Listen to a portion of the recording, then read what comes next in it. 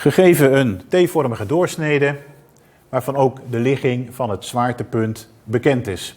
Gevraagd wordt het traagheidsmoment om de as XX en het traagheidsmoment om de y-as. We gaan beginnen met hem op te delen in eenheden waarvan we het traagheidsmoment kennen. En dat zijn rechthoeken. Als we de bovenste rechthoek eerst nemen, dan is dat een 12e BH tot de derde, een 12e maal 30 maal 10 tot de derde. Maar dat is dan ten opzichte van de lijn door zijn eigen zwaartepunt.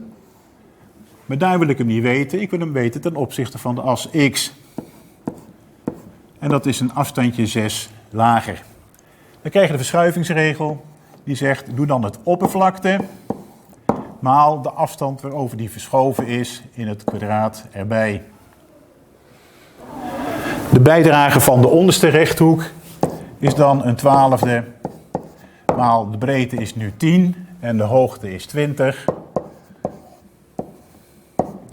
Plus, nou, voor welke afstand is die verschoven? En we hebben hier het middenzwaartepunt van de rechthoek. Dan is die over een afstandje 10 min 1 is 9 verschoven. Dus krijg je de oppervlakte maal 9 in het kwadraat komt erbij. En dat brengt het totaal op 3,62 maal 10 tot de vierde centimeter tot de vierde. Het berekenen van het traagheidsmoment om de y-as doen we op dezelfde manier. We hebben dezelfde twee rechthoeken waarin we de doorsnede opdelen. En dan is het traagheidsmoment gelijk aan een 12e maal b. Dan is de breedte b is 10. En de hoogte is in dit geval 30 tot de derde. Verder zien we dat het zwaartepunt van die doorsnede, die is al op de y-as. Dus er is geen verschuiving.